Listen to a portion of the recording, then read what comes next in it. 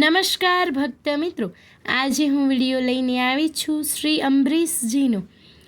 આપણે જે ભક્તજનની કથાની કડી શરૂ કરી છે તેમાં જે છઠ્ઠી કથા છે તેનું શીર્ષક છે શ્રી અંબરીશજી. તો ભક્ત મિત્રો, ચાલો આપણે શરૂ કરીએ. જેની ભક્તિને આધીન બનીને ભગવાનને જાહેરમાં એકરાર કરવો પડ્યો કે અહમ ભક્ત પરાધીનો, નામ જેનું અંબરીશ છે, એવા મહારાજ અંબરીશ ભગવાનના પરમ ભક્ત હતા.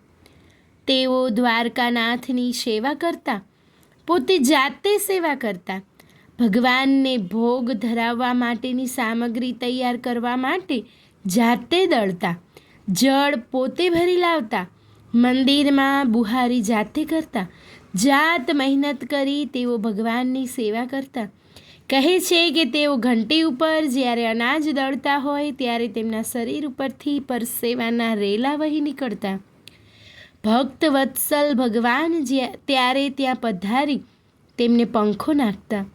અંબરીશની ભક્તિને આધીન ભગવાન દ્વારિકાનાથે પોતાના સુદર્શન તે ભક્તની તહેનાતમાં રાખ્યું હતું. સુદર્શનનો આથી અધિક ઉત્તમ ઉપયોગ ક્યારે થયો હોય તેવું જાણવામાં આવ્યું નથી. બડી તત્પરતાથી સુદર્શન ભક્તરાજ અંબરીશનું રક્ષણ કરતું હતું. અંબરીશે 11 વ્રત કર્યું. આજે પારણા કરવાના છે. મહાન ક્રોધી અને તેટલા જ મહાન તપસ્વી દુર્વાસા તેમને ત્યાં પધાર્યા. ભગવદ પ્રસાદ લેવા સંમત થયા. પ્રસાદ લેતા પહેલાં સ્નાન કરવા પધાર્યા. સ્નાન કરતા વાર થઈ. પારણાનો સમય જાળવવા બ્રાહ્મણોની આજ્ઞા પ્રાપ્ત કરીને અંબરીશે જલપાન કર્યું. દુર્વાસા આવ્યા. રાજાએ પારણા કરી લીધા જાણી ક્રોધાતુર બન્યા. જટા છોડી કૃત્યા સર્જી. કૃત્યા ભક્તરાજને બાળી ભસ્મ કરવા દોડી. ભક્તનું રક્ષણ કરતા સુદર્શને તે કૃત્યાને જ બાળી ભસ્મ કરી નાખી. પછી દુર્વાસાને તેમના દુષ્ટ કાર્ય માટે દંડ દેવા સુદર્શન તેમની પાછળ પડ્યું. તેનાથી બચવા દુર્વાસા ત્રણેય લોકમાં દોડી ગયા. બ્રહ્મા, સદાશિવ અને સ્વયં વિષ્ણુએ પણ તેમને આશરો ન આપ્યો. દુર્વાસા જો તેમનો અપરાધ કર્યો હોય તો તેઓ તેમને ક્ષમા પાત્ર ગણી લેત, પરંતુ આ તો અપરાધ હતો ભગવાનના પરમ ભક્તનો. તે માટે વાત કરવા યોગ્ય જો કોઈ હોય તો તે અંબરીશ પોતે જ હોઈ શકે. વિષ્ણુએ સ્પષ્ટ શબ્દોમાં આ વાત દુર્વાસાને મનમાં ઠસાવી દીધી. તેમણે પોતાની ભક્ત વત્સલતાને પણ પરાધીનમાં પરિવર્તિત કરી દીધી. દુર્વાસાને સલાહ આપી કે ક્ષમા યાચના કરો. અંબરીશ પાસે જવા કહ્યું. ભગવાને કહ્યું, મારું કહેવાતું સુદર્શન અત્યારે મારે આધીન નથી. જેમ હું ભક્તનો આધીન છું તેમ ચક્ર પણ અંબરીશને આધીન છે. નિરાધારનો આધાર ભગવાન છે એવું લોકો કહે છે, પરંતુ નિરાધાર એવા દુર્વાસાનો આધાર બનવાનું ભગવાનને ન પરવડ્યું. દુર્વાસા દોડ્યા, અંબરીશના ચરણોમાં ઢળી પડ્યા. કહ્યું, જુઓ જુઓ જગતના માનવીઓ, ભક્તનો અતુલિત પ્રભાવ જુઓ, ભક્તનું મહાત્મ્ય સમજો, ભક્તને પ્રણામ કરો. દુર્વાસા સુદર્શનથી પોતાને બચાવવા માટે 1 વર્ષ સુધી ભમ્યા હતા.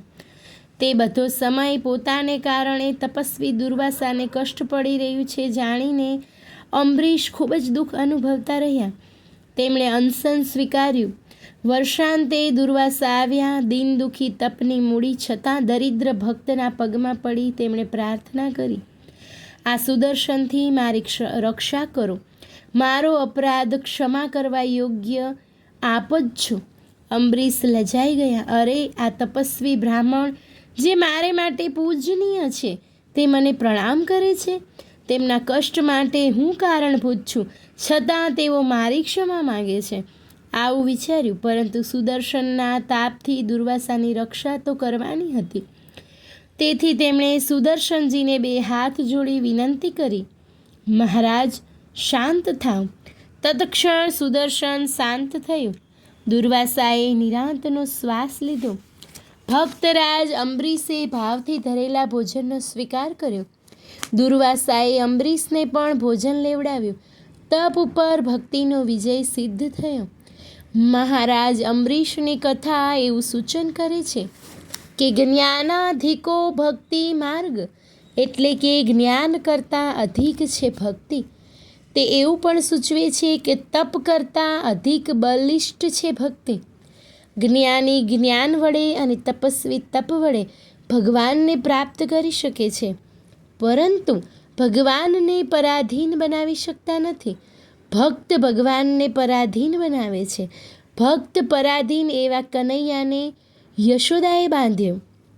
ગોપીઓએ તેને નચાવ્યો અને અંબરીશે તેની પાસે પોતાની ભક્ત પરાધીનતાનો એકરાર કરાવ્યો.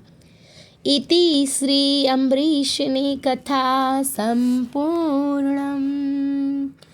બોલો શ્રી કૃષ્ણ કનૈયા લાલ કી જય. મહારાજ અંબરીશની જય. ધન્યવાદ ભક્ત મિત્રો. જો આપ લોકોને વિડીયો ગમ્યો હોય તો લાઈક કરજો, ચેનલને સબસ્ક્રાઈબ કરજો અને બેલ આઇકન દબાવવાનું ભૂલતા નહીં.